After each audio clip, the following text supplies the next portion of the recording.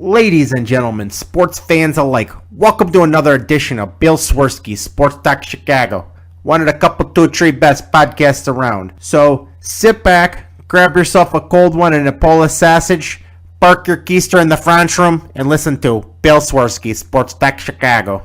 In Chicago, you know that all sports rock. The Bears, Hawks, Bulls, Cubs, and Sox. Pick your favorite, you can choose, as long as the Packers lose. For everything you need to know, it's Bill Swerski, Sports Talk Chicago. Bill Swerski, Sports Talk Chicago. Hey everybody, welcome to another edition of Bill Swerski, Sports Talk Chicago. This is your hosts, Alex and Sean. On this episode, well, we are going to be absolutely rip shit. Just saying that. This is not going to be a fun and lighthearted episode like last week. Let's first thank our sponsor. I want to take time to thank our sponsor, the Rockford Ice Hogs. If you're not familiar with the Rockford Ice Hogs, they're the AHL minor league affiliate of the Chicago Blackhawks. What does that mean for you? You get to see the Stars of Tomorrow today at family-friendly, affordable prices. Sure, COVID has canceled the season, but that shouldn't stop you from heading on over to icehogs.com. Get yourself some Christmas presents. T-shirts, hat, shirt, jerseys, more. Tell them Swerski Sports sent you. Holy shit. The whole point of bringing Matt Nagy to the Bears was to make our offense better. And we have an absolutely abysmal, terrible, rotten, stinking, no good offense. Can I have those 3-4 hours of my life back, please? There are so many things I would love to just wish I didn't see from that game. I want to bang my head against a wall. There were so many moments where you could have turned the tide. You had the game. You had the game in several spots. You let it slip by. And, this was a team effort today. But it is incredible. It is incredible that Matt Nagy loves to play calls that love to ruin any momentum. Oh, you're finally moved downfield? Let's keep calling jet sweeps that don't work. Let's throw for 2 yards to Ryan Nall while we're in the red zone when we can really put pressure on this game. Let's keep throwing short of the first down marker. Let's play for a field goal while we're trailing. It's why? Why do we go through this every week? Why is it the same crap every week? We talk about the same thing, we see the same stuff, and we puke the same amount of guts out. I literally turned into a Buffalo Bills fan during that game. And my poor lovely sweet wife is upstairs right now with a shovel, shoveling up vomit. That sounds like a horrible job. I'm just dumbfounded. Is every time they have a drive going, it's always in a no huddle with they keep the momentum going. They keep the pressure on the defense. And as soon as they break into a huddle, the momentum stops and they all go flat-footed all the time. Every time they do this. Every time. They don't like to build on a lead. They never like to do that. They instead like to just be like, you know what, we'll throw a few screens, maybe a few jet sweeps, and then we'll be out, 3 and out, and, give the ball right back to them. And you know what? You got away with it early on. And you know what? All this game showed is that you are not. Hello? Yes. Oh, I lost you there. You were. I think you were going to say. I think you were going to say the Bears are who we thought they were. Was that right? Yeah, pretty much. Pretty much. Yeah, pretty much. I don't know what to take away because, had they gone into overtime and won this game, that was in their grasp. You made a stop. You made a stop on the Saints, and you're like, okay, there we go. and if you just need a field goal, all you need is a field goal. If you go down and kick that field goal, you're 6-2. It's sole possession of first place. Halfway through the season. Needed this game. You needed this game because you're in a rough stretch of games, and you got your ass kicked last week by a team who got their ass kicked this week by the Dolphins. Mm-hmm. And you had a chance to win, and you instead went out there and pulled down your pants and pooped on in the big C in the middle of the field. You know, you know what I think is going to be really haunting? Eddie Jackson had a great shot at a pick. A really good you remember that play in overtime? Yep. That was right there for the taking. You know what? That would have been a really great play. If the cornerback wasn't there underneath, I think he makes it. Probably. I think having to make it in between the defender, or the other defender, and the receiver made it a real tough play. But it was a catchable one. He could have caught that. It was just a real tough play. I think had there been no cornerback underneath, I think he makes that play. Yeah, I mean, that's fair. But I also want to add, Jimmy Graham today, and he had a key drop in overtime. He played like the Jimmy Graham I feared, just the old, slow-moving stone hands. Now, granted, the one incompletion to him was not him. That was on Nick Foles, and I'm sure you know what I'm talking about. But, he had a couple drops today, and he was not creating any separation at all. Drops had not really been that, outside some of those Anthony Miller drops, obviously, throughout the season. But it felt like drops weren't really a huge problem, but they weren't really a problem early on. But, in overtime, you had two big drops, and, that kind of feels minor in the grand scheme of things, because really what we're going to talk about is, the offensive scheme. And then you're going to talk about, obviously, now the defense came up big in in certain times. They really did. But when they played soft at the end of the first half, you knew that was going to cost them right there. That swung that game around. There's so much the Bears were supposed to do and could have done, but they just didn't do today. And the fact that they got to overtime and lost in overtime makes it more frustrating. I would still be, disgusted, obviously, and puking if they just kind of got beat. But at least I could have said, you know what, you didn't deserve to win. And you could still argue they didn't deserve to win the way they played, but the win was still there for the grabs, and a very important one, too. The thing about deserving to win or not deserving to win, it still goes into the win column, which is all that matters. So I would much rather not deserve to win and get the win than the other way around. Of course. 100% of the time. And they didn't deserve to win. You're right. And the Saints really didn't deserve to win either. But they got the win. They goes into the books as a win for the Saints. And it goes in for the loss for the Bears. And they're now they're not in first place. No, you were given a gift today. You were given a huge gift today with Minnesota beating Green Bay. Yep. And so many good things happened for the Bears today, and they couldn't take advantage of it, and it's freaking frustrating because, and I'm putting this loss there's a lot of players that have blame, but you know what? We've blamed players. At what point do we put this right on the shoulders of Matt Nagy? You got to put a lot of it on. Matt Nagy is a dog shit play caller, and if he is calling the plays next week, I'm just going to, whatever little hair I have left, I'm going to rip it out. Is there anything left at this point? No, there's not. I'm so fed up with him.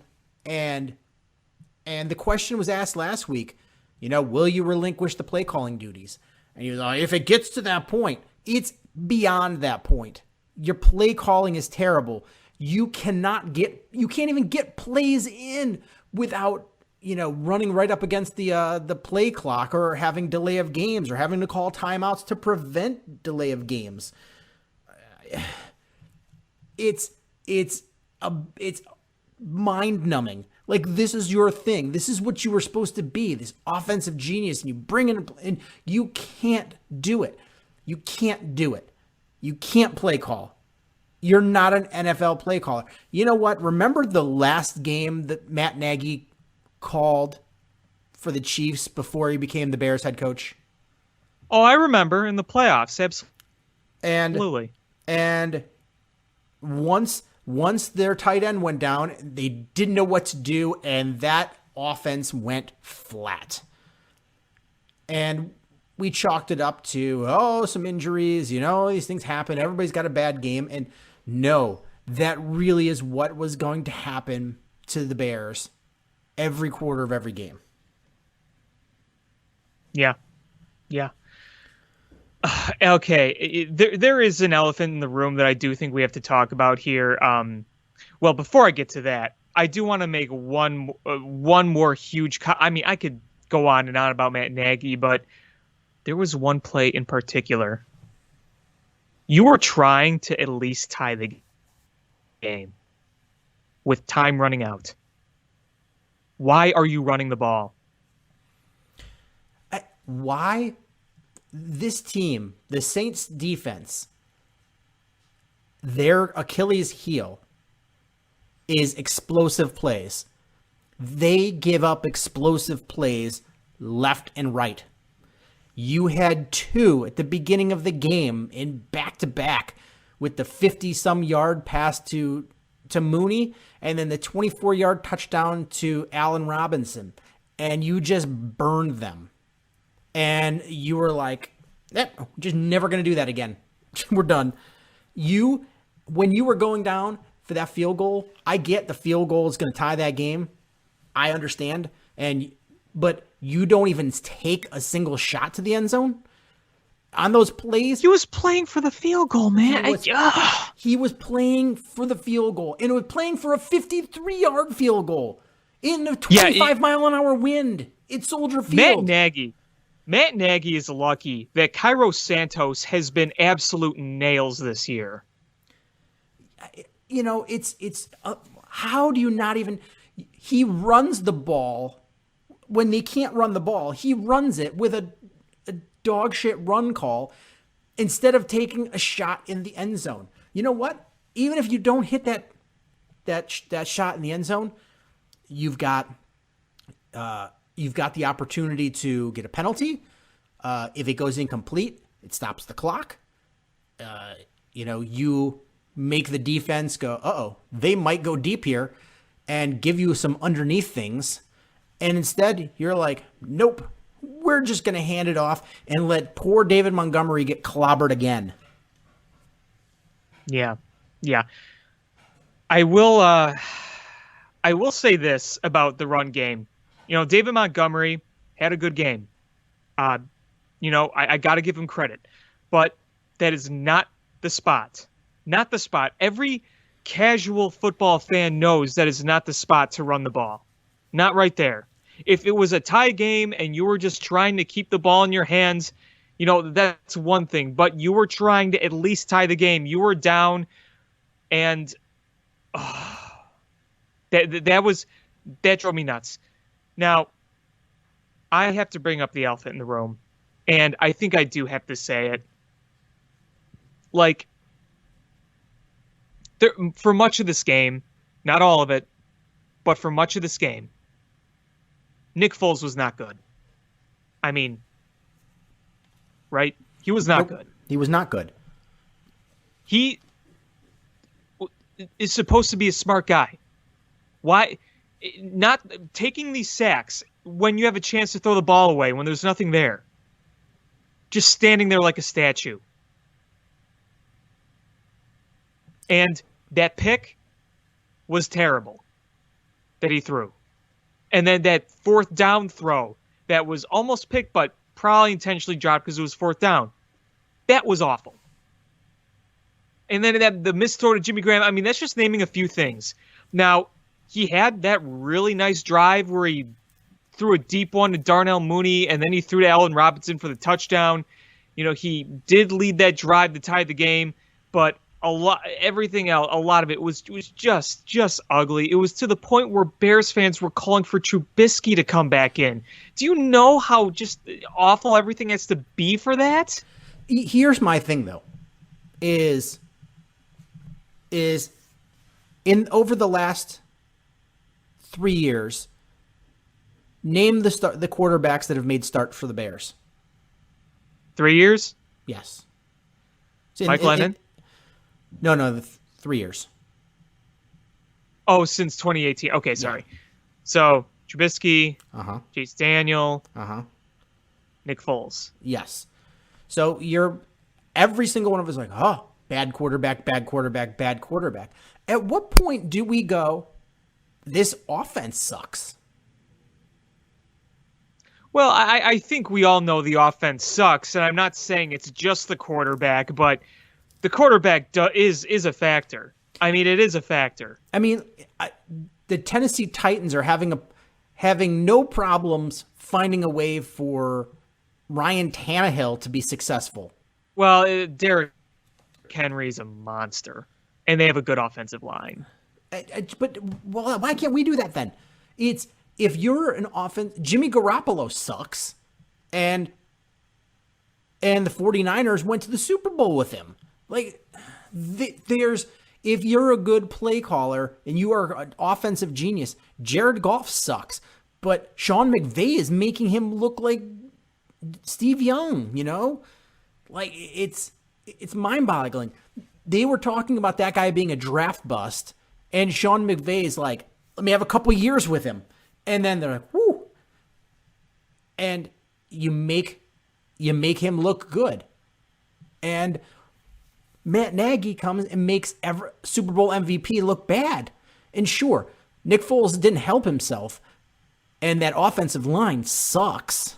And they were depleted. And it's very, very hurt. It's hurt and it sucks. Charles Leno just needs to be cut. You know, that is a lot of cap room right there, and you can just gone. Save that cap room. Rashad Coward sucks. Needs to be gone. Yeah. Rashad Coward, yeah. Like, honestly, if I don't know the extent of Whitehair's injury, but if he would be back healthy and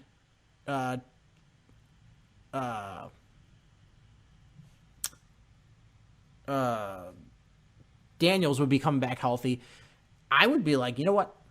Screw it. Leave Mustafar at center and let those two play guard, and hopefully you could get a better option there, because Affetti's not good.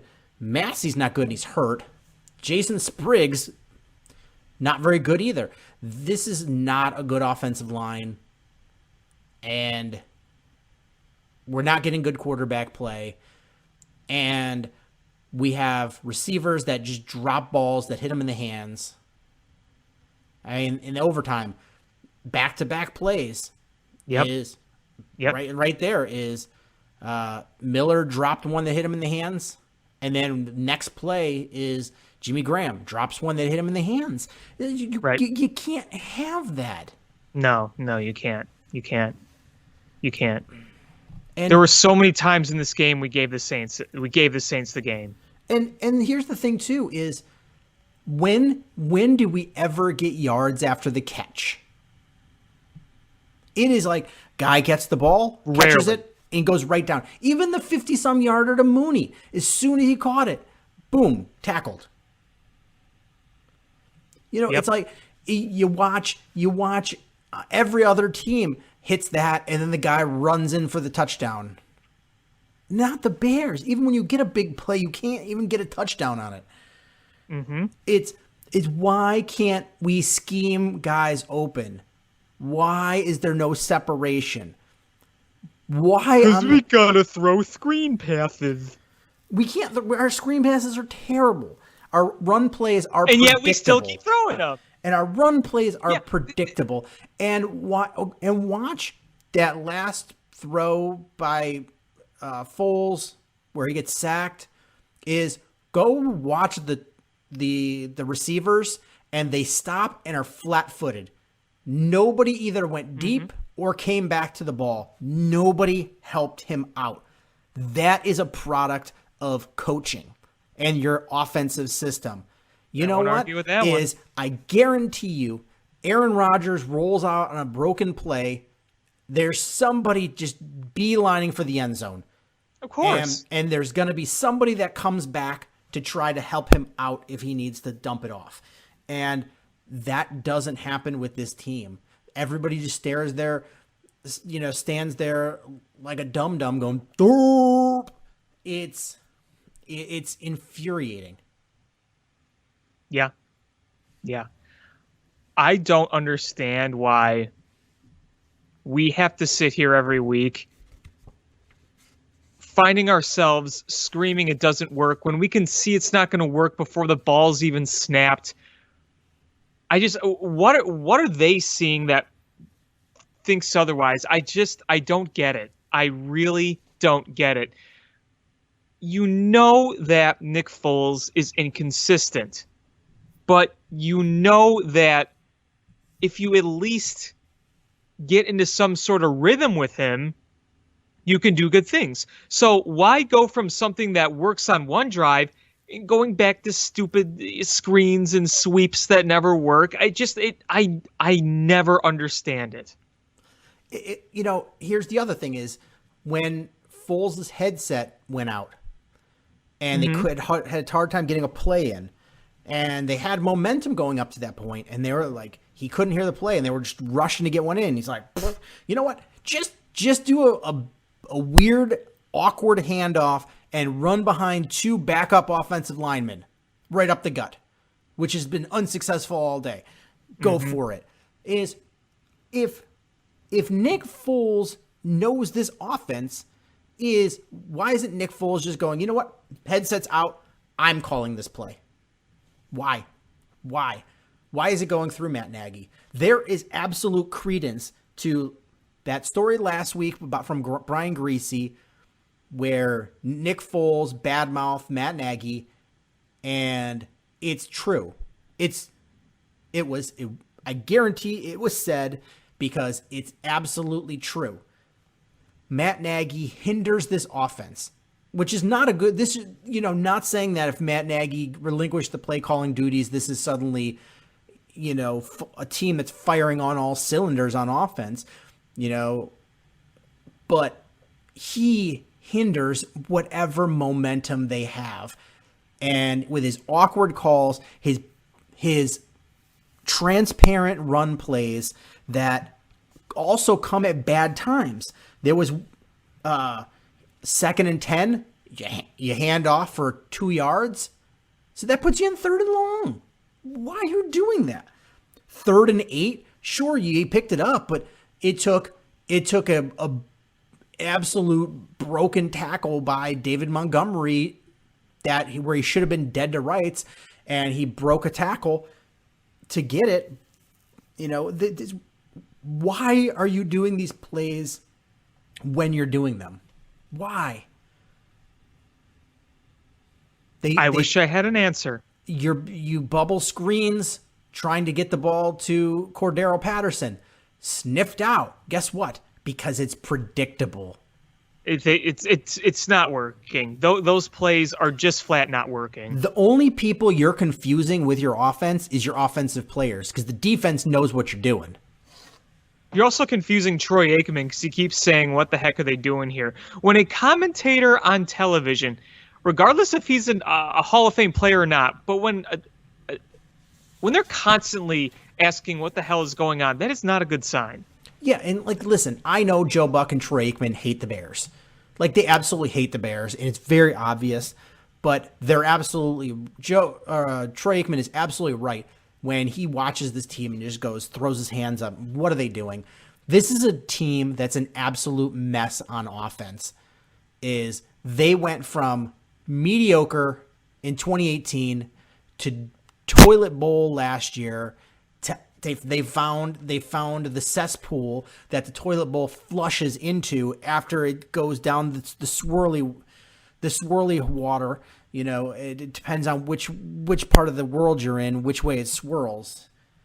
And that cesspool that all the poop goes into afterwards, that's where they are this year. They just keep going down the longer they're in Matt Nagy's system.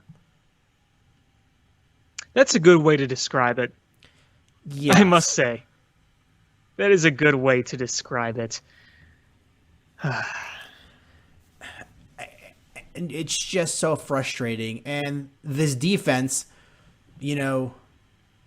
like, they're a very good defense. And I know people are Bears fans are down on them because they're relying on the Bears defense to score points in order to win games.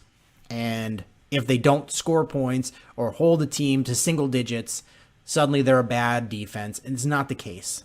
It's they faced a Hall of Fame quarterback with arguably one of the best running backs in the league and one of the best play callers in the league. And there was a few times that they got beat. And you know what? It's going to happen. The point is, if your offense helps them out, then you're more likely to get good results from them. They're able to pin their ears back rather than having to make, superhuman plays in order to keep you in the game. It's all they've done all game long is keep you in the game. They got to stop in overtime, gave you an opportunity, and you came back out and just sucked. If there's one thing I really do have to criticize the defense today, it was at the end of the first half, just playing soft and letting them score that touchdown. That was inexcusable. I'm just going to say that was inexcusable. But yeah, I mean, when things were going good early on, at first they were kind of getting picked apart by the run game, but the run game is really good, and they were able to at least get some 3-and-outs. And then, when things were starting to unravel, they still did keep the Bears in the game. And then before the tying drive, kind of like in overtime, the Bears defense gave them a chance by coming up with a big stop. Yeah. Roquan Smith played great today. Danny Trevathan found his wheels again. Yeah. Is Kyle Fuller got called for the absolute shittiest. That call was shitty if they would have called it illegal contact. But then to call it pass interference? Oh, yeah, that was bad. That was bad. And this is how bad the officiating was towards the Bears. Is Joe Buck and Troy Aikman said, "I can't believe that they called that," when they called the ball that went to, I don't know if they called it an interception, but it was a turnover that was clearly, it bounced 3 times off the ground, and then the guy picked it up. Oh yeah, and it took them that long to figure that out. Like, when Joe Buck and Troy Aikman are telling the officials that was really bad call against the Bears, and that's how it was abysmal. But you're right. Is the Bears defense? There was no excuse for that first half or the end of the first half touchdown, because that was huge for the Saints. That turned everything around. Yep. You could have gone in there. Sure, they probably would have got a field goal attempt, and say they did, but that's a 4-point differential, and you lost by 3. Yeah. And there's just a big glaring, absolute, just swirling turd in the middle of the room that we haven't discussed. What the hell is wrong with Javon Wims? I don't know. I think it's time for Riley Ridley. That's my short take on it. I don't know if you saw the Twitter win that happened. Somebody sent me a screen cap. It said that he started his boxing career on Wikipedia. Yep. In Wikipedia's entry for Javon Wims, he made his professional boxing debut against the New Orleans Saints. That is funny. There's another one where somebody put over Javon Wims, put 2020, and then on the helmet of the Saints player, it put everyone's plans. just showed him getting punched by the 20. Yeah, I'm seeing that on Facebook right now. That was so inexcusable. So inexcusable. Like, all right, you're mad at the guy. You want to give some pushing and shoving. And it just, what he did was beyond excusable, and they should just cut him. He just, be gone, Javon Wims. That was a boneheaded play, and it was so undisciplined. You could have just won the game and done it that way, and you didn't. And I mean, either way, like, what if you cut him for Riley Ridley? You're not really making that much of a difference on the roster anyway. Like in terms of just talent wise, I don't think, right? I mean, is Javon Wims really that much better than Riley Ridley? Honestly, I can't say because Riley Ridley hasn't played much. Javon Wims is a guy that I think has all the talent in the world, and he can't put it together. He can't get out of his own way. And it's either an injury or a dropped pass or dumb penalty or running the wrong route. The guy has all the physical tools to be a good wide receiver in this league, and he just can't. He can't get out of his own way. It's just frustrating beyond belief. And you know what? That was a drive killer. Is this offense? It was. We've talked about how they struggle, and that took them from 2nd and 5 to 2nd and 20. Yeah, and then the interception was on the next play. I mean, it was almost like it was kind of like a karma thing right there. Yeah, it's this bad Bears offense, when you put them in a position where they have to make a big play, bad things are going to happen, and the other team knows it. And the Bears, that penalty, the margin of error for the Bears to be successful on offense is so razor thin. And backing them up 15 yards, backing them up 5 yards on a delay of gain or a false start is already a huge issue. But when you back them up 15, that's a death sentence. Yeah, that drive is done. And that's exactly what happened. And then it ended up being an interception. And that was the huge turning point of the game. I just don't know what else to say about this team. That they're, what's going to happen real soon is this defense is going to get frustrated and not make plays, and then they're just going to start getting blown out. And at that point, if that happens, Matt Nagy needs to be fired. Honestly, I'm at the point now where, you know what, Matt Nagy, stick to being head coach and relinquish the play calling duties because you're a terrible play caller. Keep your head coaching job. I'm fine with that. But if he loses this team, if they get blown out in the next game, then Matt Nagy's job should be real hot. Oh yeah, I mean the Heat should definitely turn up in that respect. And I've said all along, I like Matt Nagy, the head coach. I don't like Matt Nagy, the play caller. At the very least, when things really started to unravel in the third quarter, they still stayed in the game and they were able to force overtime. I like to think that if that was Tressman or Fox, we would have lost this game like 38-14 or what was the score at the time? Well, okay, so it probably would have been like more like 38-17 because they had 13 points, but you get the idea. Yeah, and we're going next week to play a Tennessee Titans team that, number one, is really good. Number two, runs the ball extraordinarily well. Number three is extraordinarily well coached with a really, really, really smart head coach. And number four is coming off an embarrassing loss today. Number five, I know it doesn't mean as much now, but it's also on the road. Yeah, I mean, you're right. It's still a factor. Yeah. You know, if they're facing a top tier running back, I guess I would rather have it be a Derrick Henry than an Alvin Kamara, just because of the speed factor and the pass reception things. Right. You know, but still, Derrick Henry is a beast, and they're just going to look to pound the Bears. Yeah.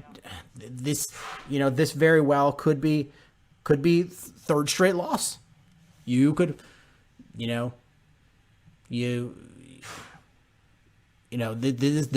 could be bad. Think about how different we'd feel. I know there'd still be, obviously a lot of questions, a lot of concerns and all that stuff, but imagine how we'd feel, at least going forward, if we had won today. Even despite all the crap that happened, if we squeaked out a win and we were 6-2, we'd still be feeling pretty different, I feel like, even though the offense is still bad, the play calling is still bad, and there's a lot of questions here. But if you, at least you could say, if you're 6-2, and ride that into next week, saying, if we can kind of go against the odds and beat the Saints, then yeah, maybe we can beat the Titans too. And if you were able to squeak out another win and you won 2 or 3 in this really brutal stretch, then you'd say that's an absolute thumbs up. We'll take it. But now, because of this loss, it could change so much. And it's like I mentioned earlier, the fact that we were gifted an absolute upset loss that Green Bay suffered against the Vikings, and you couldn't take advantage of it. And yet you were maybe a play or two away from taking advantage of it. It just hurts. Yeah, it hurts. I said going into the stretch that it's going to be tough, and if you win one of the 3, you have to take that as a victory, and then you lick your wounds, and you go back out there and you win the winnable games, and that's what you have to do. And had they made a couple of plays in this game and got the win, you're right, they're 6-2 at the halfway point. That puts them on pace for a 12-4 season. That's a division winning record. Mm-hmm. Now they're at 5-3. That's that puts them on pace for 10-6, which is still a good record. But that's a record where in a good year, maybe you don't make the playoffs. Well, they were 10-6 and didn't make it in 2012. Well, I think with the expanded postseason, 10-6 should hopefully get them in the playoffs. I just not really sure how far they'd go. But look, I think at the end of the day, what I say is you won a lot of games. You got some breaks. You won ugly. You're not going to continue to win when you play like that. You're not. You're just not. And it looked like, hey, in the first quarter and a half, they were playing some good football. The defense looked good. The first drive they held them off out of the end zone when it looked like they were going to march to the end zone and held them to a field goal. You were able to have a really nice drive with some great throws to take the lead. You were able to make some more big stops and put yourself in position. You were moving the ball a bit better. You were not making dumb mistakes like flags and penalties and whatnot. And it looked like, hey, we might be playing one of our best fundamental games of the year. Then everything just came crashing down. Yup. And I just... it's just so frustrating. And here's the fact. Matt Nagy will continue to call the plays. And the absolute earliest would be for him to give the play calling up would be after their bye week when they play the Packers. That would be the absolute first opportunity. Because there's no way on a short rest, because they went from the late Sunday game the afternoon Sunday game to an early Sunday game next week. They're not gonna turn it around and pull the play calling there, the duties, and then they play a Monday night game against Minnesota Vikings, and I don't think I don't think that's going to be the first time on a Monday night game he's going to turn the play calling duties over. It'll be if it happens at all after the bye week. Yeah, that's kind of how I see it too. And they need the bye so bad right now. Is this team needs to figure things out. And the frustrating part is you could give them more time, and I don't see them taking advantage of it. This team has no identity. They have a bad offensive line where they can't protect the quarterback. They can't open holes for the running back. And you know what? Is a lot of people online are beating up David Montgomery. Why? I don't know what. He leads the league in broken tackles. What? Why? Why would you be mad at David Montgomery? Like, what do you want him to do? That offensive line is terrible. He is just getting... He got so many positive yards on plays he could have easily gotten no gain or negative yards. It's infuriating. Is that guy is set up to fail. And it's, but we have a bad offensive line. We don't have a good quarterback. The play calling is atrocious. So I'm just dumbfounded, and you're not going to find a solution like that. You're not going to snap your fingers and find the answers. This is we need to change personnel, and we need to change a lot of things, and this is not a something you fix during the week. No. There's no magic wand. And we have heard for how many weeks straight that we're going to get this cleaned up and we'll get this figured out this week, and we'll be better. Is you scored 17 points against the bad Giants team. You scored 11 points against the Colts, 20 against the Bucks, 23 against the Panthers, 10 against the Rams, 23 here. Is like, you are so low in the scoring average for the league. What's the average? Let me look. NFL scoring average.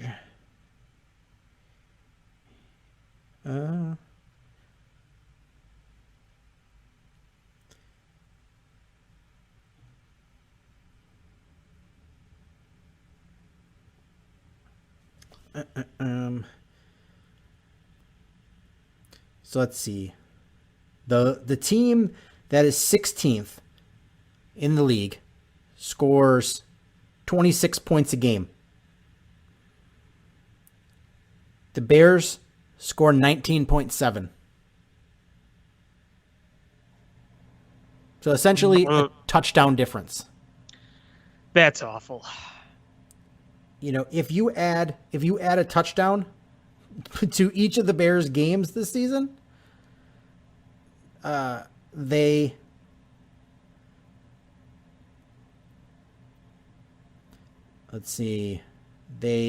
still lose to the Colts.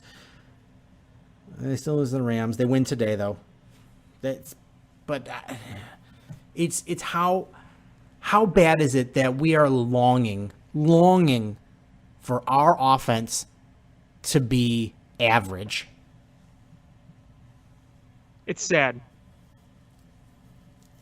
What's even more sad is I honestly don't think Matt Nagy has the self-awareness to self-reflect and see that he is a big part of the problem.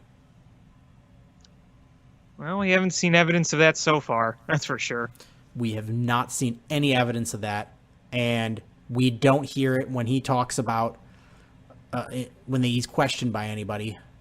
And I hope every beat writer hammers him this week of, when are you going to give up play calling? I hope they all hammer him. I hope so too.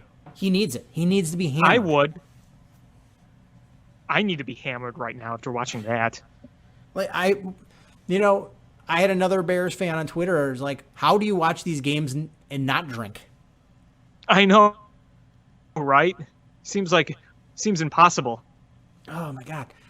I just need to start drinking. Drink away. Whew, whew, whew. All right. Can we switch gears? I think I've had enough Bears. Yeah, I've had enough Bears myself too. So I'm guessing you want to talk a little baseball? Yeah, I think there was some significant stuff that happened this week that's worth talking about. All right. So which stuff do you want to talk first?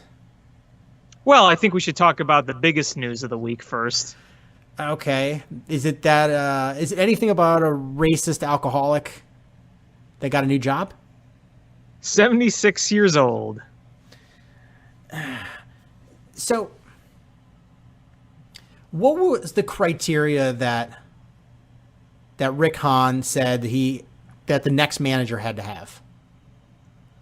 It's like Analytical, modern, good with a young team. won a World Series recently. Has Tony La Russa is not analytically minded. No. He's not good with young players. And he won a World Series, but was it 11 years ago? 2011. Okay. So it's been a while. And I get, like, you want to be hands off. You don't want to hire A.J. Hinch because of the connotations with cheating. And I get that. I get that. If that's the direction you want to go, and you know what, we can't hire that young coach who is analytically minded, that took a team that was rebuilding and won a World Series with them and made them a juggernaut because of a cheating scandal. I get it. I honestly, I'm right there with you. But Tony La Russa was front and center in a scandal himself with cheating with steroids. He was the coach of the Bash brothers, Mark McGuire and Jose Canseco. He was their coach. You can't tell me he didn't know that there was steroid use going on. And those are the two, like when you talk about steroids, like those are the two of the biggest names involved in it. So it's mind-boggling that if you're not going to hire this manager because of a scandal and cheating, but you're going to hire this one because of a scandal and cheating, why? Because it was longer ago than the other one?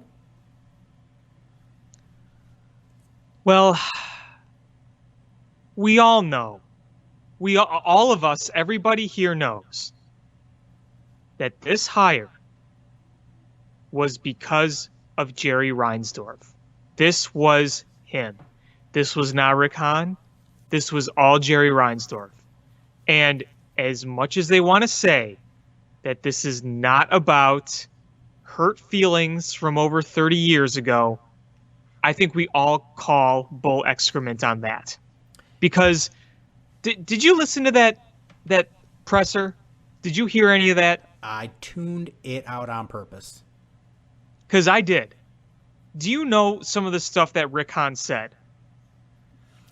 I'm sure it was like listening to a presidential debate with all the lies and the patchwork.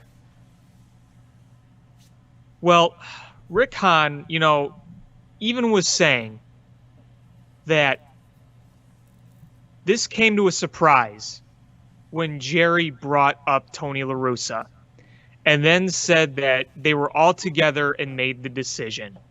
So he was trying to be diplomatic, but this is another thing that people were talking about. You did not hear any enthusiasm in his voice. He was trying his best not to flat out say it wasn't my decision, it was all Jerry, and it was because of personal feelings. He knew he couldn't say that. But he was put in a position to say that because this is still a Jerry Reinsdorf team, and this is the crap he does. And I think that's one of the biggest faults with this hire, is that it really does go to show that you thought that the White Sox were doing a complete change with everything. But here's Jerry Reinsdorf doing Jerry Reinsdorf things. Boy, I mean, the presser was a train wreck. I mean, it really was a train wreck. And I'm sure White Sox fans have heard it or heard snippets of it. Here's the thing, is you're probably right. This probably came down from the owner's box that this is what we're doing. You don't have a say about it. That's probably true. And he's the guy that signs the checks. Ultimately his decision, I guess. But if you're Rick Hahn, is grow some balls and fight back on it. You know what? You don't have the final say, period. But you're a really good GM, and make it known. Nope. This was a Jerry decision. Nope. What's he going to do? Fire you?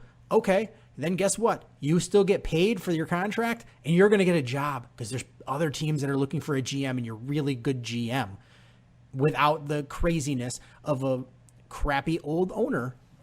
Is walk out there and make it known. Jerry, if you do this, I'm going to be pissed. This is not the guy I want. This is supposed to be my team. You are interfering with your meddling old crusty ways. And if you do this, I'm going to make sure everybody knows that you pulled that card and went above my head. And make it known you're not happy. Because he's not going to do crap about it. Because he knows you're right. And if he fires you, you will get paid twice. You will get paid after you're fired from that contract because you have a contract. And you will be paid by your next employer too. So, win-win. Here's some direct quotes from Rick Hahn's presser. Quite frankly, as we talked 3 weeks ago when we initiated this process, this obviously played out a little differently than I initially described I thought it would to all of you. So, right, he's flat out saying he was not expecting to hire Tony La Russa or have him even be an option. Then he said, when we discovered Tony was receptive to Jerry's original overtures about potentially coming back and taking this position, that changed the focus. So Jerry went to La Russa, talked him to coming back, wanted to make this hire, and Jerry Reinsdorf brought him back. And there was, I can't remember where I read it, but there was a quote saying that Tony La Russa just a few months ago was like, yeah, I don't want to come back and manage. And now in the presser, he's saying, I sat up in the press box and I miss being on the field. And it's like, man, if you really missed it that much, why didn't you come back earlier? Why did it take 9 years? That's weird to me. Because nobody wanted him.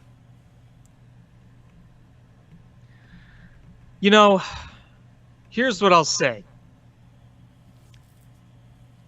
I don't think the concern with La Russa, at least, at 76 years old, I don't know. But I don't think there's going to be a lot of worry about starting lineups, pitching, and bullpen management. The guy is one of the best managers in terms of wins in the history of baseball. He is a Hall of Fame manager. But the fact that he is closer to 80 than he is 70, the fact that he hasn't managed since 2011, the fact that, his thoughts on a lot of strategy is very outdated, and the game has changed in a decade. It really has changed. Look at the analytically driven teams that have gone far in the postseason. And then, of course, you have the way he fits in with the culture of the team. It's not a fit at all. If you want to look, if you would have taken this out of context, if you would have taken away certain things saying Chicago White Sox hire Hall of Fame World Series winning manager, people would say, oh my God, that's amazing. But then you put it in the context. Chicago White Sox hire Hall of Fame manager, 76-year-old Tony La Russa, who has not managed in nearly a decade and is going to manage a very young, what's the word? Exciting in terms of, how, what I'm talking about. An exciting team that does a lot of things that the old timers don't like. the energy, the bat flipping, all that kind of stuff. So when you put that context into it, it sounds completely different. And this is where we're at. Yeah, here's an article from 2014 about Tony La Russa. Wait, where did it go? I do believe there's where did it go? I hate when pop-up ads come. Ads pop up and drive away where you're.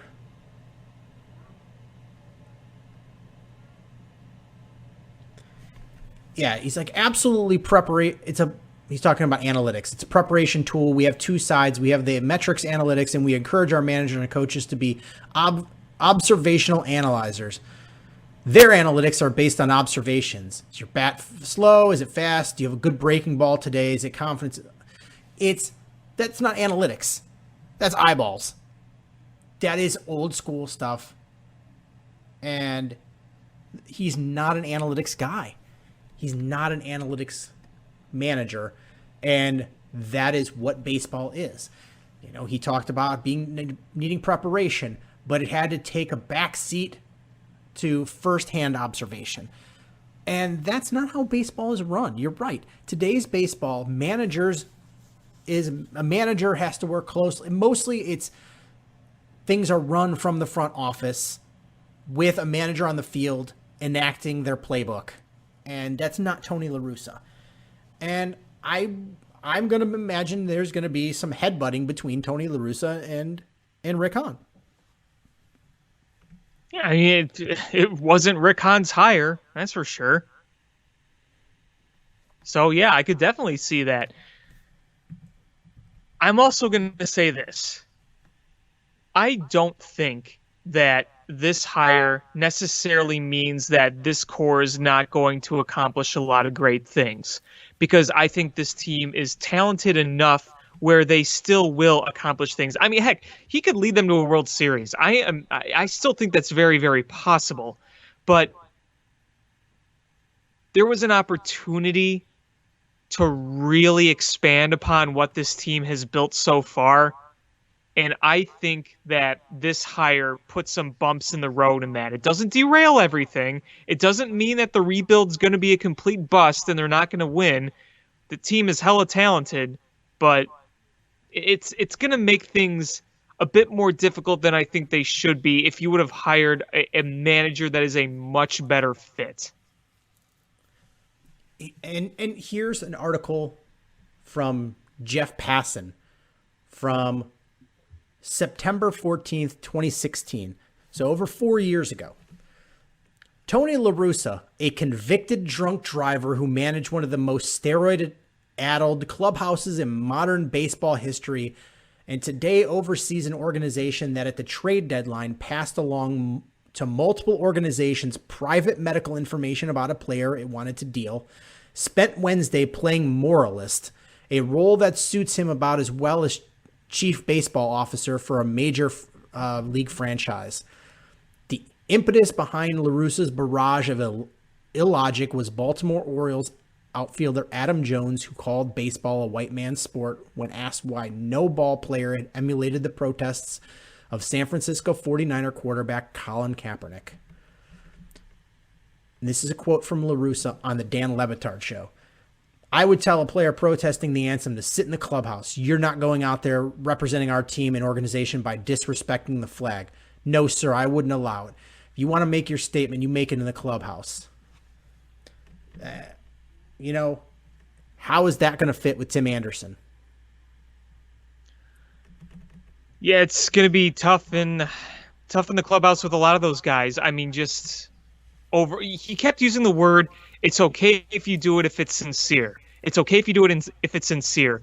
Well, what does sincere mean? How can you tell if it's sincere or not? Do you have like a sincerometer, like a radar gun you put up to their foreheads and you click the trigger and there's like a needle that points to sincere or not? Like, it just I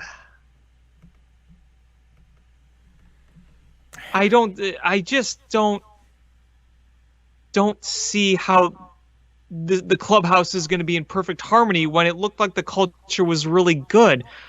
Now, here's something else I've noticed, other people have noticed, just kind of expanding on the whole clubhouse thing. You're on Twitter still. I'm not anymore. I used to be on Twitter all the time, but I haven't been lately. But this is what I've heard so far. Maybe things have changed, but since I listened to the radio Friday afternoon, I was off. I was listening to the afternoon show. Danny Parkins on 670 The Score brought this up. And again, correct me if I'm wrong, if this has been corrected or not. They were saying how, usually when there's a big hire or a big ad, especially with the White Sox, who are very open on Twitter about their feelings and excitement, they haven't really said anything about this hire at all on social media. I've only seen, the only reactions I've seen are from fans where they're not happy. Right. And that's what I'm saying. The White Sox are very open on Twitter. And if there was general excitement, I think you would see more of that. Yeah, I just, qualifications on paper, I get it. He's got an impeccable track record. But, we're in a different era. Exactly. Casey Stengel had an impeccable record too, but you know what? You're not going to dig him up. No. It's what you did in the past doesn't mean that's predictor of the future. This guy is like. You think Vince Lombardi would coach well in the modern NFL? Completely different era. Well, that and he's dead. I'm just as an example. Yeah, but this guy is the crypt keeper, and this is a young, energetic team. Do you think he's going to have? What do you think he's going to say about a lot of things Tim Anderson does? And Tim Anderson is the heart and soul of your team. And if you try to put that out, how is that going to work for this team? You have a tight clubhouse with your Cuban connection. This guy could flame it out. This guy has spent a long time working in the front office. You don't think he's going to want to, rather than have the front office dictate things to the managerial staff, like is what is happening in modern baseball? It's going to be the other way around. He's going to be in the clubhouse dictating things to Rick Hahn. And he's the one who has the ear of Jerry, not Rick. That's bad business. That is bad baseball business. Yeah, it isn't good business. Now, with actual interactions with Tony, with players in the dugout, I honestly am not really sure how much like finger wagging you're gonna see and like any extreme benching. I don't at this point. I really don't know if it's going to be as bad as some people fear or say it might be, but I do feel like if there is going to be tension and words spoken among the players, it's probably going to be in the clubhouse. Because I don't know if Tony La Russa at this point in his life is going to be quite as policey as he once was. I don't know. I'm just. Do you think people that are almost octogenarians change their ways? Well, I mean, I'm not saying he's going to fully change his way.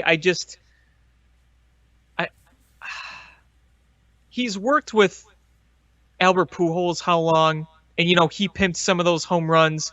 And maybe I'm remembering wrong. I don't remember that much finger wagging in the dugout from Tony La Russa towards him.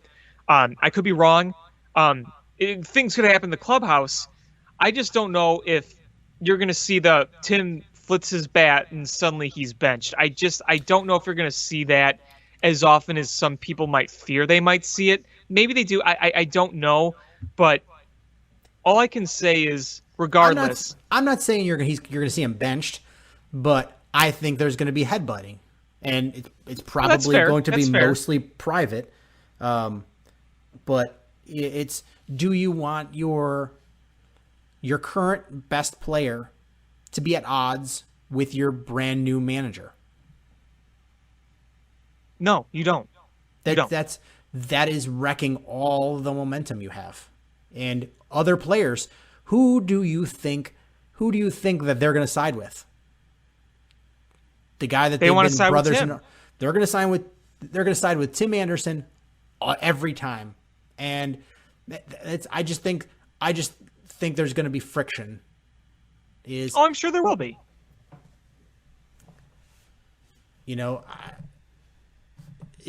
I think you're gonna see old man yells at cloud, and I think you do. I think with this team you do need somewhat of a stricter head coach, but I think it has to be a friendly guy. I think honestly, a guy, David Ross probably would have been a good type decision for the South Side, a guy that is young enough to relate to players still, but still hard-nosed, to get them in the right path, will work with the front office. I think a guy like that would have been better. But, I think AJ Hinch would have been a better choice. And I think that's probably what Rick Hahn was thinking. And probably. I mean, AJ Hinch was absolutely surprised too. I don't know if you heard his press conference. Oh yeah. I was in Detroit. Yeah, I think he was ready to be the White Sox new manager, and boom, just that. We ain't gonna talk to you. We just we dug up Tony La Russa's rotting corpse. Yeah, and so I don't know how this goes.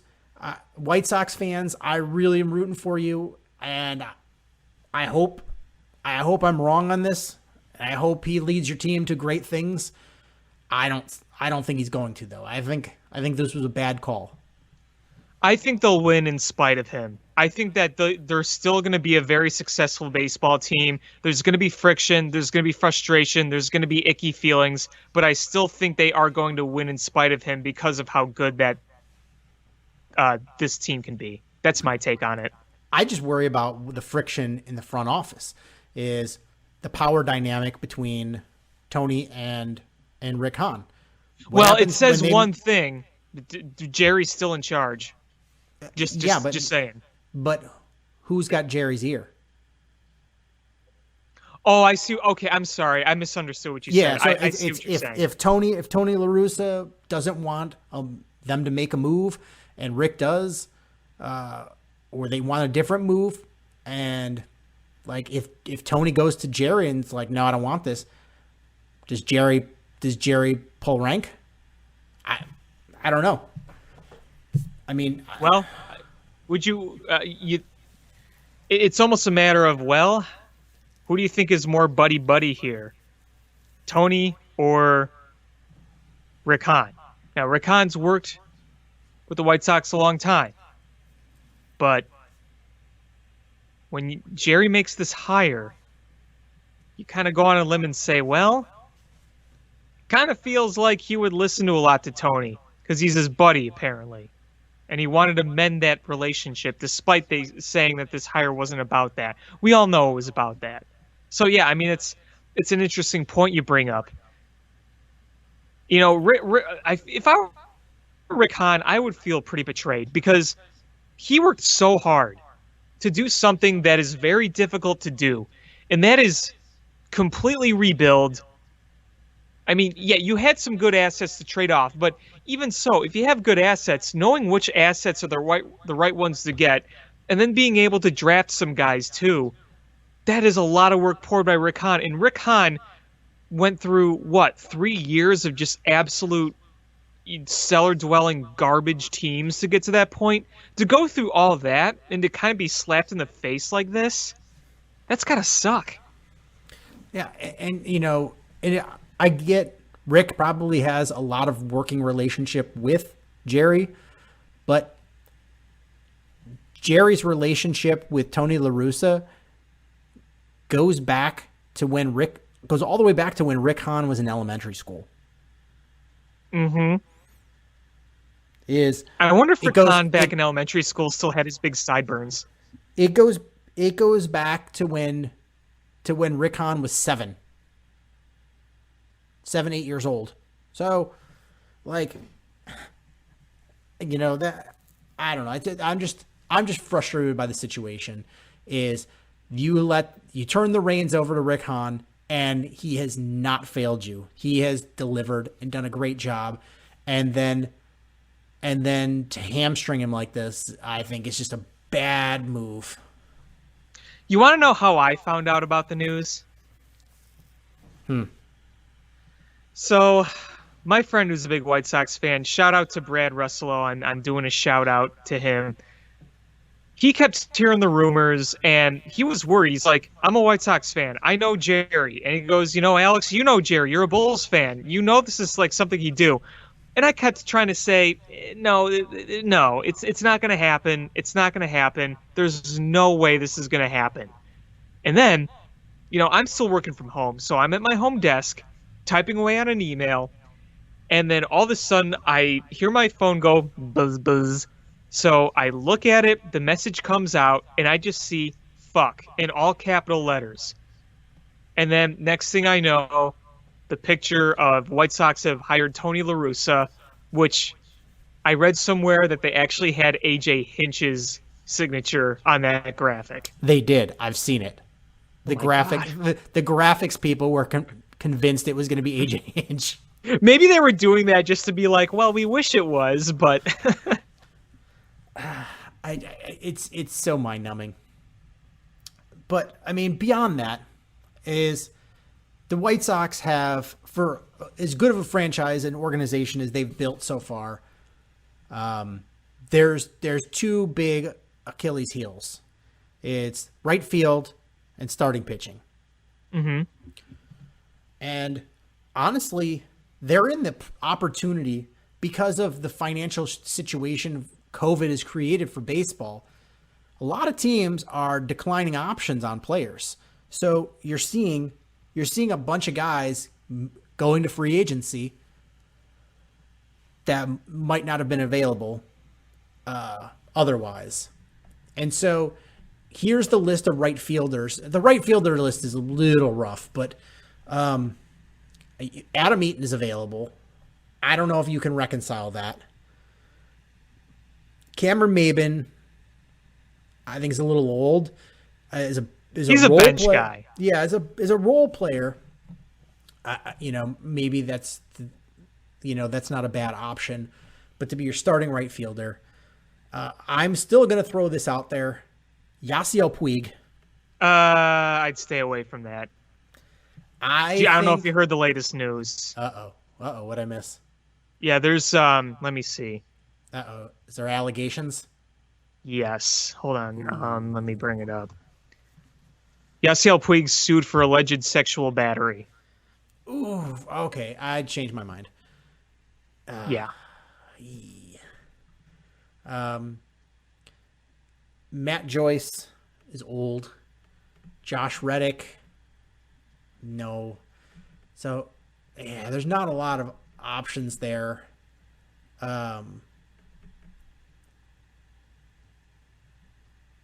Yeah, not a lot of options there. But starting pitching wise, there's some pitchers out there. Mm-hmm. There's one. Oh, name, yeah, there are. There's one name that I think you have to go in all in on.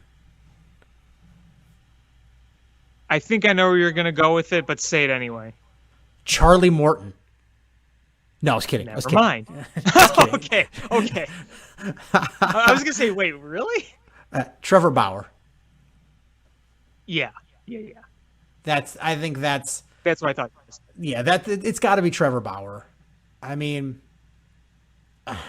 that guy's ripe for coming to your team. I think it's going to pay off in spades. He wants to win. I just think that's a good situation. I think he's a good pitcher. I think you can get him for it's not going to be cheap, but I don't think it's going to be groundbreaking money. It's not going to be long term because I think he said somewhere that he likes signing short term deals.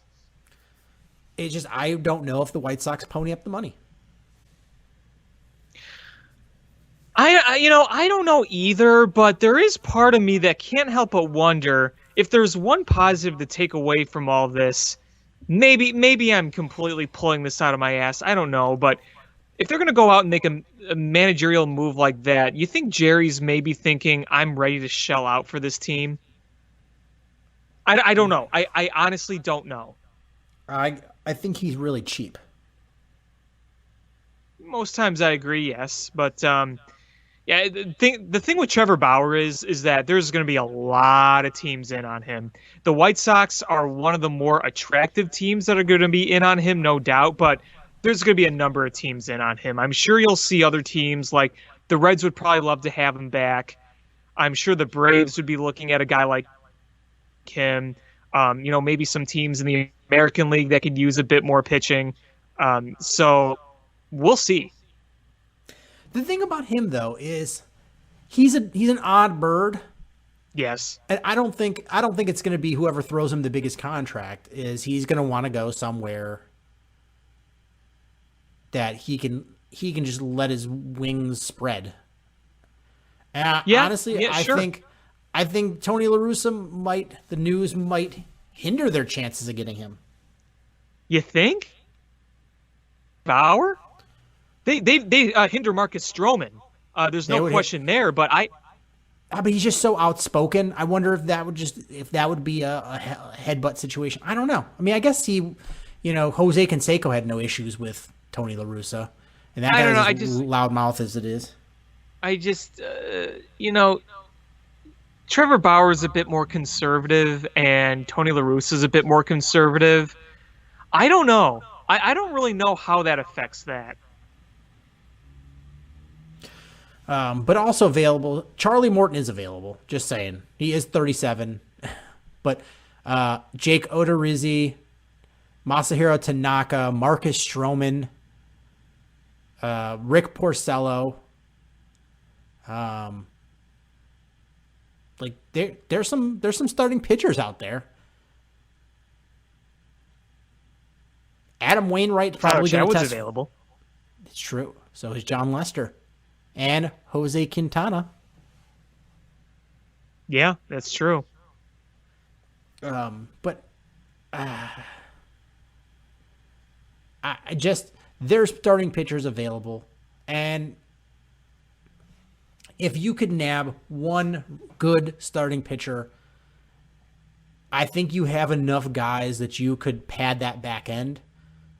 So if you could have just an absolute solid 1, 2, 3 in your rotation, I think between the other guys you have, you can find a workable and or solid number 4 or number 5, and suddenly your team looks a heck of a lot better. Yeah, I agree.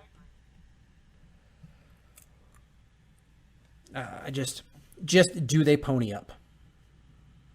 I'm going to boldly say I think they are going to pony up this winter. I know it sounds bold, but I think they will. The Cubs aren't. I'll tell you that. They're not going to spend shit.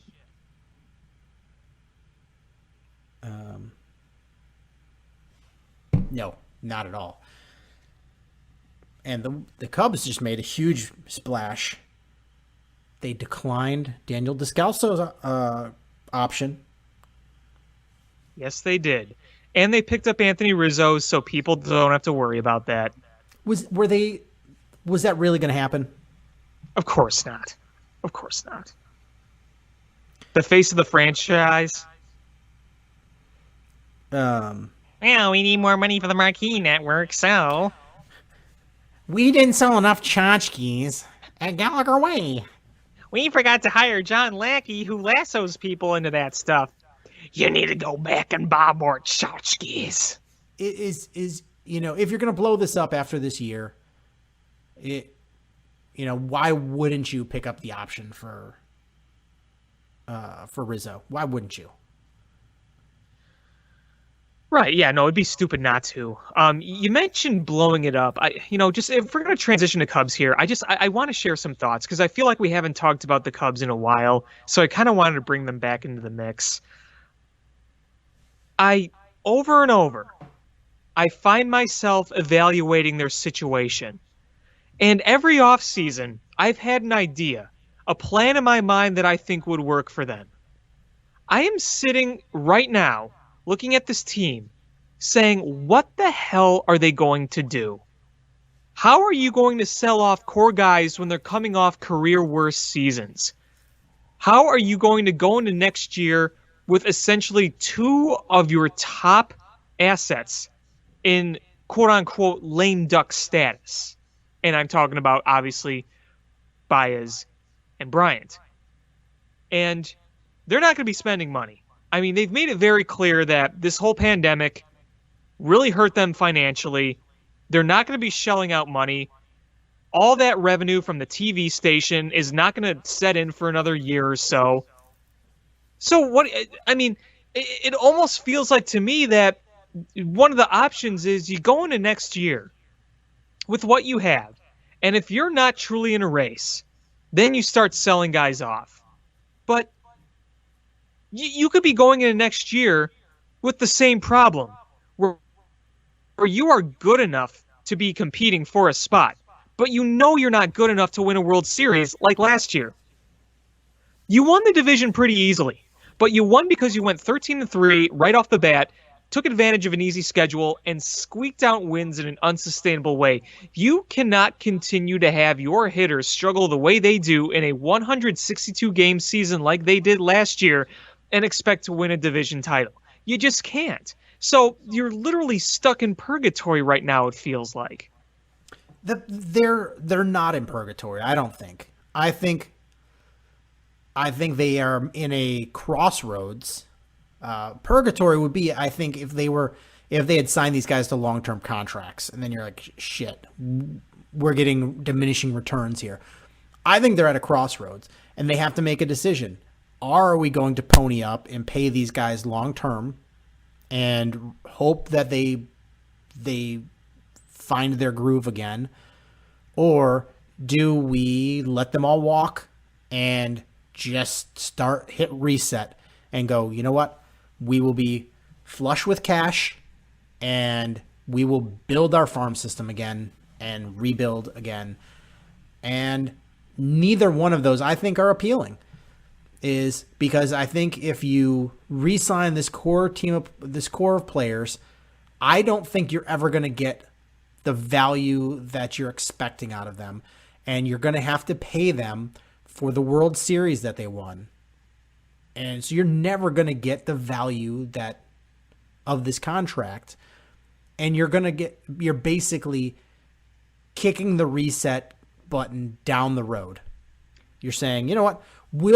We can linger around at the playoff, threshold for a couple of years, and I just don't want to be that way where you are just like you sputter for years, and knowing that you're going to have to hit the reset button anyway. I mean, I guess I would just rather rip the Band-Aid off and say, screw it, adios. Thanks for the World Series, and agonize for the next few years with losses and just rebuild.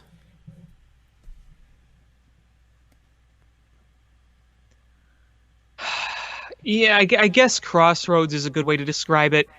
I just feel like the team as it is, like the roster as it is kind of stuck in purgatory.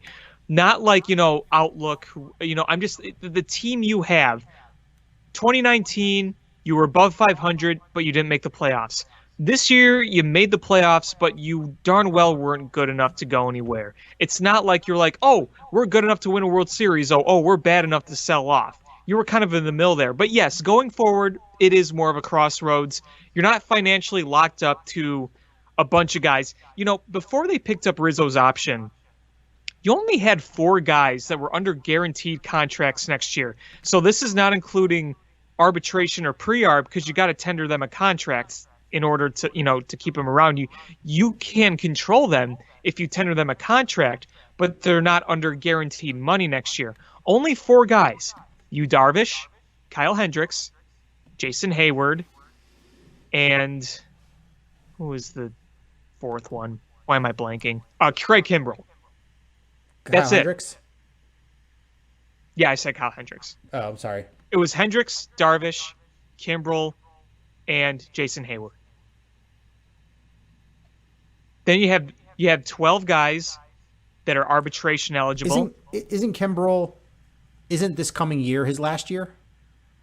It is, but I'm pretty sure it's guaranteed. Let me look at his contract. I'm just quickly looking at 2022. In 2022, the only guys you have under contract, not arbitration, would be Hayward, Darvish, Hendricks, and Bodie. Right. And I think because Bodie he had the extension, but he's still pre-arb. Okay, so yeah, next year, let's see, Craig Kimbrell, here we go. Because Craig Kimbrell looks like he's set to make $16 million next year. Yeah, so he has a vesting option in 2022.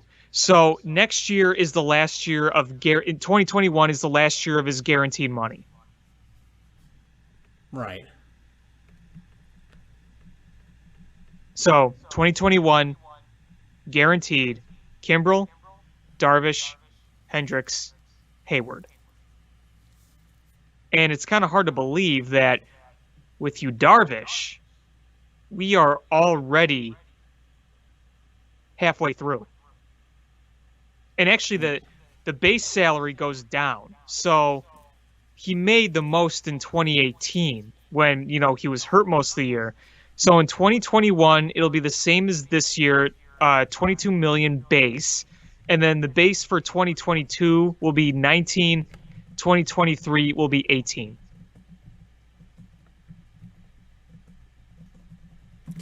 Yeah, I mean, part of my reasoning for wanting to blow up is where the White Sox got their jump start was essentially trading 3 players. Right. Yeah, seeing that kind of all come together does make it more tempting. It does. And you have 3 players you can trade. There's not a lot you can trade on the Cubs team. There's 3 players you could trade and get something. Yu Darvish, Kyle Hendricks, and Wilson Contreras. Yeah, I mean, Kyle Schwarber can get you something, but not much, I feel like. With Chris Bryant, it's hard because his value has gone down with the bad year, but you also don't want to sell your former first-round draft pick that was Rookie of the Year, MVP, World Series champion, 3-time All-Star either. You don't want to sell him short, but you have to remember this too. Going into 2021 with the financial hits that the pandemic has given to baseball, how much are other teams willing to take on in terms of financial? I mean, it's one thing giving up assets, but if we're taking on, taking on money, how much are teams going to want to take on money? Because look, Yu Darvish as a player, his value is really, really high. The Cubs would probably have to eat a lot of that salary if they were to make a splash. And, with Chris Bryant, his arbitration is estimated about $18.6 million this coming year. So the financial aspects of this are going to be a factor as well. If Chris Bryant had a Chris Bryant year, maybe things would be different. But I'd also argue if the core this year had a normal year, I think they would have gone far into the playoffs.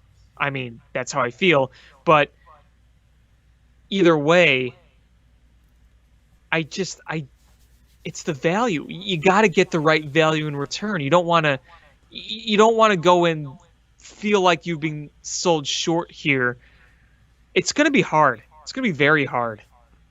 I mean, what's to stop you though from like a Baez or a Bryant rather than trading them, which you're probably not going to get that much in a midseason trade, is just giving them a qualifying offer and getting the draft pick when somebody signs them. Well, you could do that. I mean, I honestly think the three guys I mentioned are really the only ones that you're going to get any value for and not have to pick up any financials, because Wilson Contreras doesn't make I think he's well below market value as far as what he's capable of doing. For what it's worth, his arbitration estimate is about $6.2 million. Yeah, and you look at what JT Real Multo is going to get, and it's going to be far more than that.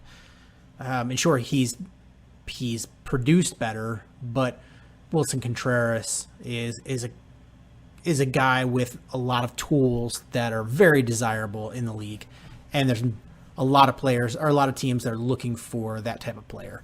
So I'm saying you could get something for him, but Yu Darvish being able to trade for a starting pitcher of his caliber with only 3 years left, on his deal, and sure, it's not the same kind of cheap contract like Chris Sale had. It's also not astronomical either. It is, it is going rate for a starting pitcher. And well, there is another problem with that though, with trading Yu Darvish. He's got a full no trade clause. it's true. But there's always guys that are traded with full no trade clauses. When you tell them you want to do it, you bring it to their agent, you bring it to the player, they give you a list of teams, blah, blah, blah. And, but I think if you're telling them, hey, we're going to blow this up, do you think a guy like Yu Darvish wants to sit there and lose? Probably not. So unless, there's personal reasons for being here. I don't know. Yeah, I don't know how much personal reasons make you want to sit on a losing team, but I don't think there's that many. It's a lot to consider, and I'm glad that's not my job to have to make that decision, because nobody likes to go full rebuild. It's not fun. That's a tough decision to make, man. You can't. That's not like a light decision.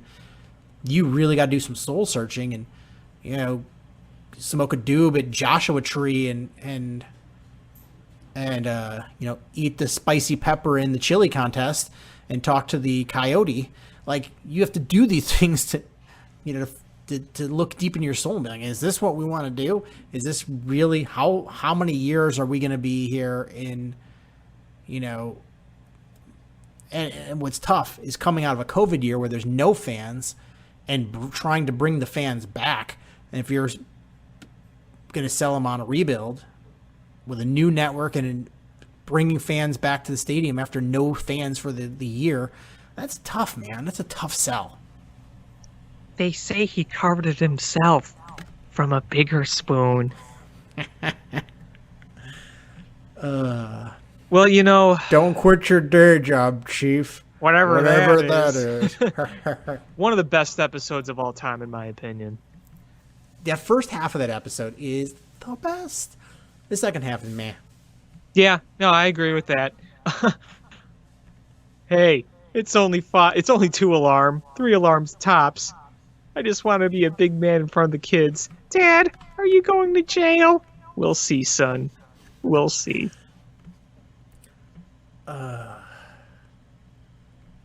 But yeah, I mean, just going back to this whole thing, the other tricky thing too is I feel like the writing's on the wall that Epstein's going to be gone after next year. So, do the Cubs say, look, if we know he's going next year, do we promote from within? And then Jed Hoyer just kind of steps into the role and Theo Epstein kind of gets this whole thing started and then Hoyer kind of takes it over? I don't know. I don't know. That's a tough one, because you're like, okay, well, we got continuity. We know we still have the plan in place, but we're, restarting. Or do you just be like, you know what? we're going to let the new guy blow it up and handle things. That's a tough call. And the problem for me being an outsider is I don't know how good he is and what things that Epstein did and what things Hoyer did, and it's kind of like what the White Sox had when they had Kenny and they had Rick Hahn. You're like, okay, well, where does that line kind of stop? And is Rick Hahn like a disciple of Kenny Williams? Are we just gonna have a continuation of Kenny, or is he his own man and just was overruled by Kenny? Like Epstein did some great things for the Cubs, but in the grand scheme of things, like, he's also got us in this pickle too. Like, there's been a lot of bad decisions made there, and so what would Hoyer do differently, or is he going to be more the same? I don't know. I can't answer that, and I don't think many people can. Yeah, I can't answer that, and maybe Ricketts has a good view from Gallagher Way, and can, but I don't know. That's if Hoyer is a really good manager, general manager that's going to do his own thing and do good things without Epstein, then of course you don't want to get rid of him. But I just don't know who he is without Epstein. It's just like they're just tied at the hip. Right. I mean, Epstein is clearly the mastermind here. Yeah. So I don't know if, when they went out and whatever it is they did, good, bad, or otherwise, these decisions, like, what part of it was Hoyer, what part of it was Epstein, and if they were bad decisions, was Hoyer on board? Was he behind the scenes going publicly? I'm sure he's always been lockstep, but behind the scenes, is he being like, "Hey, man, this is I don't think this is a good decision." I would want to know, because those are important things. Like, are we going to get more mistakes? Are we going to have? Is he going to have some sort of loyalty or a bias for his players, and not being able to not arbitrary, but objectively look at their players when they're making decisions on how they're going to proceed? Right. I don't know, man. There's way more questions than answers or clear paths right now with this team.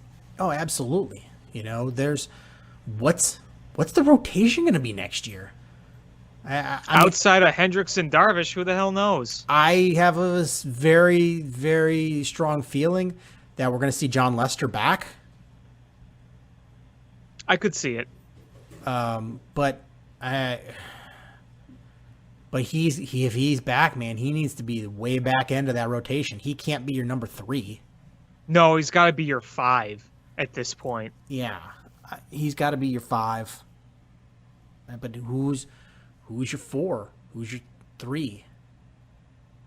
I think you're going to try to get Adbert Alzolay in there, and I think you might have to sign somebody, probably not anybody big, but somebody. I may be of the unpopular opinion here, but I do think that if Quintana can come cheap, I'd be tempted to bring him back, because, outside this wacky glass cutting incident, you were always able to rely on Quintana taking the ball every 5 days, and I don't think they're going to be in on any of the big guys like Trevor Bauer or Marcus Stroman. So, if you look beyond that at some of the guys that are available, you mentioned Jake Odorizzi. There are other names out there that aren't really that big, but you could at least say, they could fill in a spot. I feel like Quintana can be one of those guys. So if he comes at a good price, I would not be opposed to bringing him back. Charlie Morton. Would you stop with Charlie Morton? All right, Corey Kluber.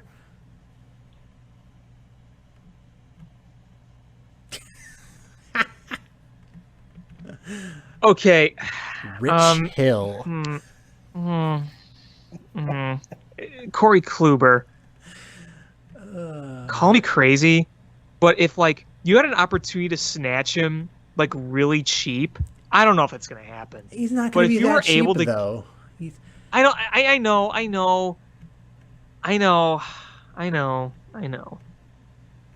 Masahiro Tanaka, that's not happening.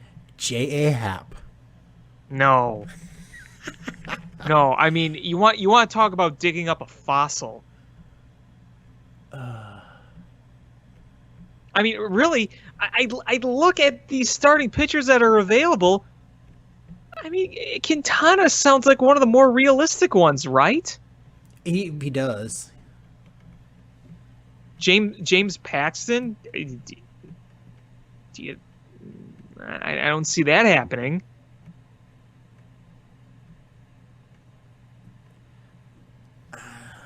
Mark Melancone.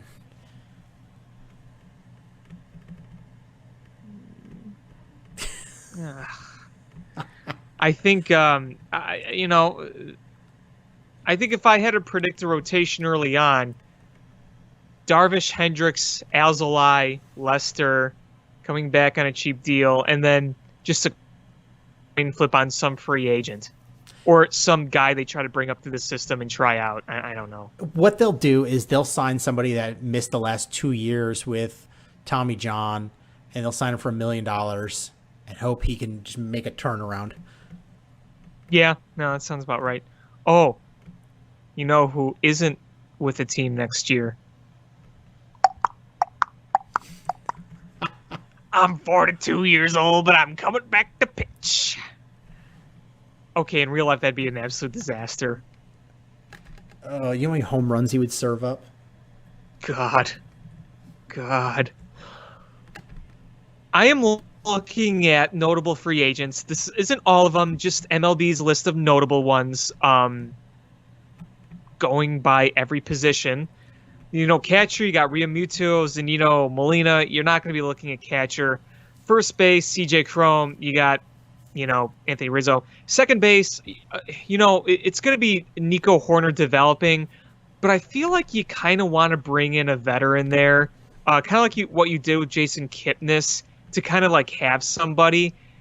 It's not going to be anybody big, or you could put David Bodie there, I suppose, but DJ LeMahieu was obviously the dream, but that's obviously not happening. Jurickson Profar, Cesar Hernandez. So I don't think you're going to get anybody big. I think they're going to try their best to really just make that Nico Horner spot. So we'll see there. Third base, you got Justin Turner, Zach Cozart, Jake Lamb, Marwin Gonzalez. Depending on what happens with Chris Bryant, I'm not sure you're looking at third base. Shortstop, you're fine there with Baez. Outfielders, let's say you trade Kyle Schwarber. I don't see any of these guys on this list. One that I'm surprised is not on this list. I'd be interested to be like, if you traded Kyle Schwarber, just to throw something out there, a Marcell Ozuna would be kind of interesting. But again, I don't see that happening. I think he's going to get paid. I think Marcell Ozuna had a good year. He's going to get paid. Marcell Ozuna probably has to go to the AL, right? I guess is National League DH here to stay? Well, regardless of that, I still think he can. I mean, he did win a Gold Glove, but since then he's been kind of duty in the outfield. But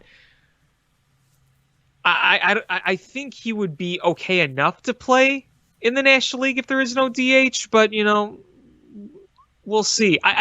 Though to your point, I do think the DH could stay in the NL. It could. Doesn't Marcell Ozuna fit on the White Sox better than the Cubs? Yes, but I want him on the Cubs. I'm a Cubs fan. I'm just saying. Well, it's not going to happen either way. I guarantee you it's not going to happen. So I look at free agent relievers. Liam Hendricks, probably going to get paid. Got Blake Trinan. Alex Colomé is going to be a free agent. Do you think the White Sox bring Alex Colomé back? No, I think he gets paid. Okay, that's fair. Andrew Miller's got a vesting option. I mean, he's older anyway, so whatever. I just, what I'm trying to get at is, you're not going to go to the free agent wire and solve all your problems there. Well, I'm going to throw a name That's out what there. I'm trying to get at. I'm going to throw a name out there for the Cubs. Okay. And you do with it what you want, but I'm just going to throw it to you. It's three. Here we go. 3 names I'm throwing to you. Okay. Jackie Bradley Jr. I am very, very glad you brought him up. For better or for worse, I'm glad you brought him up. Okay, that's one. No, that's 3 names. Jackie, Bradley, and Jr. Oh, I thought you meant 3 guys. I'm sorry. Yeah, that's an interesting name. He's had a very odd career. Overall, his hitting numbers are mediocre or average. I mean, a 239 average isn't great. His OBP is 321. His slugging is 412. His OPS is 732. If you take away the batting average, that's pretty much average across the board. But he's had some good seasons, and he's got some decent pop. A decent amount of strikeouts. So I'm not sure that fits the mold as well for what you're looking for. You're looking for more contact and less swing and miss, but I can't say he's not somewhat intriguing, though.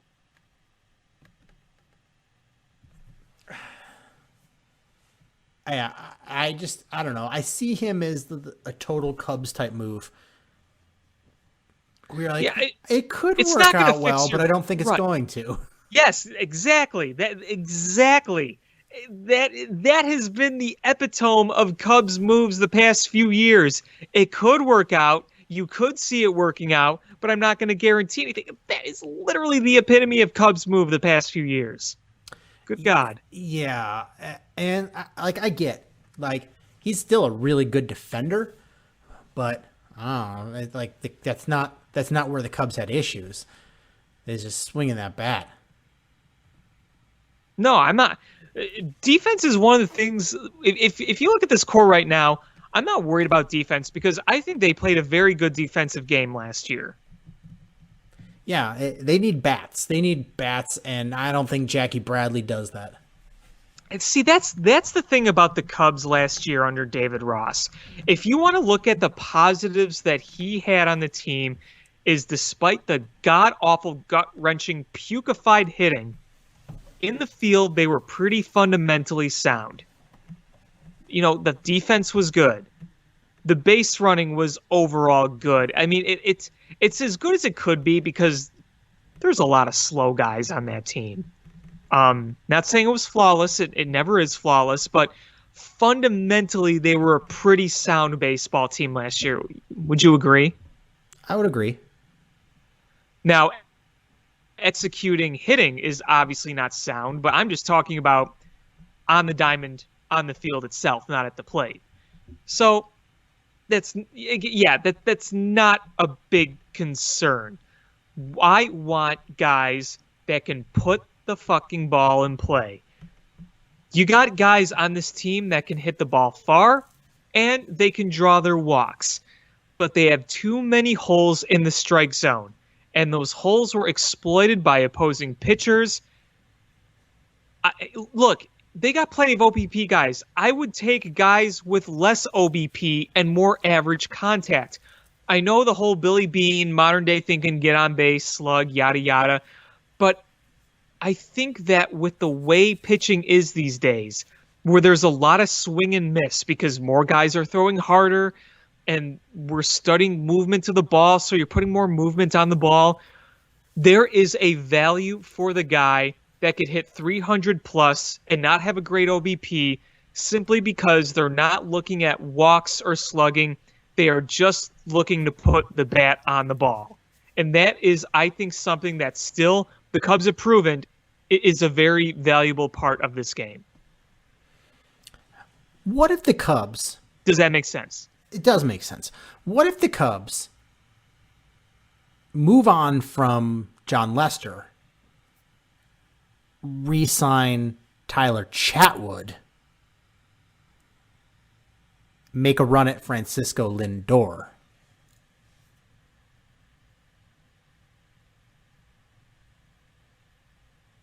Well, having Lindor and Baez on the same team would be pretty sweet. Tyler Chatwood, if they brought him back dirt cheap, I'd actually be okay with that. But it's got to be cheap. You don't want to be shelling out money on Tyler Chatwood. If they get him out on a really cheap contract, I'd be okay with that. Because I think that you would be able to use him in a number of scenarios. You remember 2 years ago in 2019 when he was a long reliever and he did a pretty good job? You need guys like that. And if you need him to start occasionally, you can do that. I thought he was good in that role. Other than the first year we brought him over, which was abysmal, It's putting it lightly. the next 2 years were okay. Yeah, it's too bad he got hurt and had that duty against Kansas City because his first few starts in 2020 looked very good. Yeah. Very, very good. The movement is there. I mean, the stuff is there. That stuff moves, and if that's well located, that is hard to hit. So, I mean, honestly, if you're going to re-sign a guy, like, so long and thanks for all the help, John Lester, but I think Chatwood is the better option, all things considered.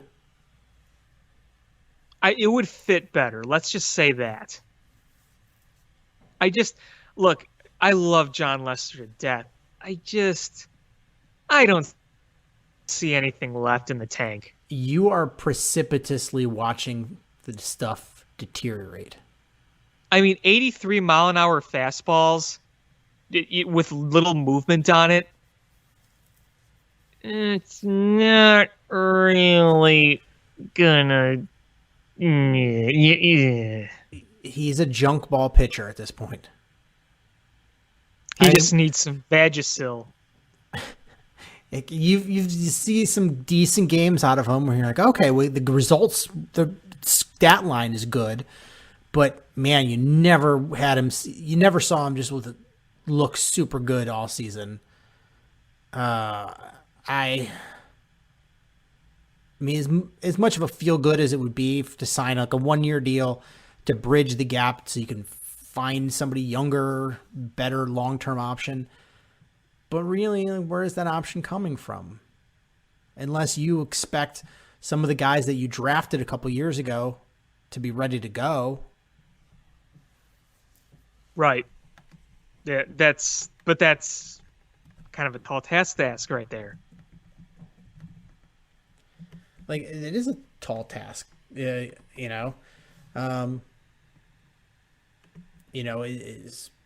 Braylon Marquez ready to come up? Is Alzolay ready to be a full-time rotational guy? I think you are convinced enough that Alzolay can be a guy on the Cubs, but full-time rotation, that's still in question in my opinion. What about Cole Franklin and Ryan Jensen? Where are they? Where are they at in their development? I don't think they're ready. Looking at MLB's pipeline, ranking their top prospects, and Braylon Marquez is number one. I'm just going pitchers here. Albert Alzolay is their number 2 pitcher, number 6 overall. Cole Franklin, Ryan Jensen, 7 and 8. Burl Caraway, number 10. Burl. Oh, Burl. He sounds like a guy that would do well under Tony La Russa. I know.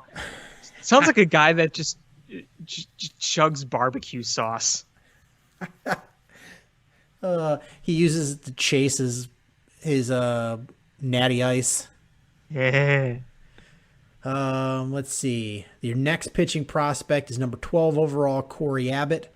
Then 13 overall, Riley Thompson. Then Giovanni Cruz, Chris Clark.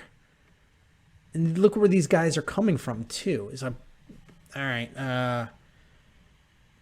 Cole Franklin is A, full A. Ryan Jensen is short A.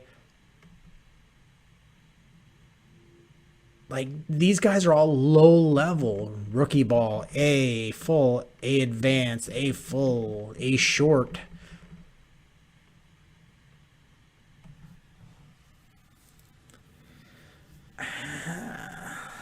Yeah, you're a ways away. I will say that the Cubs farm system, while not great, is climbing in the right direction. But if you're looking for a solution that's, that can come in right away, you're still not going to be exactly where you want to be because they still have some developing time. If you want to talk 2-3 years down the road with some of these guys, that's different. But for next year, you're not quite there yet with a lot of these guys. I mean, in order for this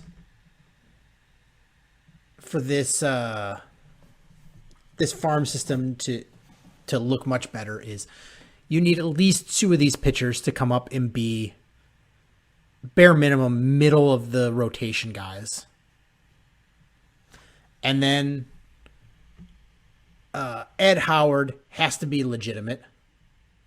Yeah, that's the big shiny object right now, I think, in the farm system. And Miguel Amaya has to be legitimate. Absolutely. There's a lot of other guys. Chase. Does Miguel Amaya, does his potential development make one of our current catchers more tradable? I don't know if we are at that point yet, but in the future we'll see. Oh, absolutely. I think so. I think, and we know which catcher it makes expendable, because you can't bring a Miguel Amaya up and have him just ride the bench. He's got to play. And you're not going to sit Wilson Contreras every day. There's no, of course not. You have a catcher that you could have be your backup catcher or DH or play first base that, is a better option to be the backup. I think you have to make a decision on Wilson Contreras. Probably trade him when you feel like you're ready to ride or die with Miguel Amaya. Yeah, it's going to be something they're going to think about, that's for sure, depending on where they are. What do you have with Chase Strumpf? Strumpf. So, I don't know. Let's see, MLB farm system rankings. Where are the Cubs? They're probably, I'm going to guess they're around 20th, if I had to guess. I would say like 22, 23, maybe. This is MLB.com's ranking as of September 1st. Tampa Bay was in the World Series, and they have the top farm system. Yeah. Padres were one of the best teams. They have the number one prospect. One prospect in baseball. Yeah, Padres were one of the best teams in baseball in the National League. They got the number 3 ranked team, or the farm system. Who's number 2? Pass it up. Detroit. Oh, that makes sense. Yeah, Spencer Torkelson.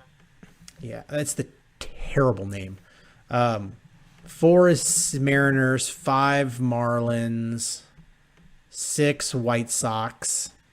They're still considering Luis Robert in the minors, but then Andrew Vaughn, Michael Kopech. Now, whose rankings are these?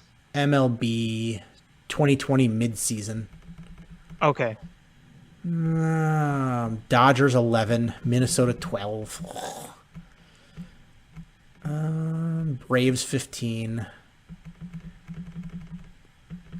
Cubs. Oof. 26. All right, this is after the draft, right? This is dated September 1st.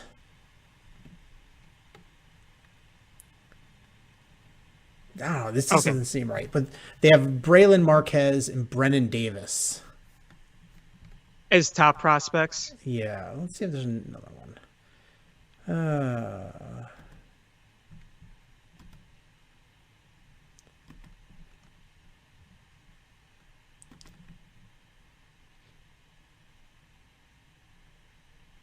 Let's see.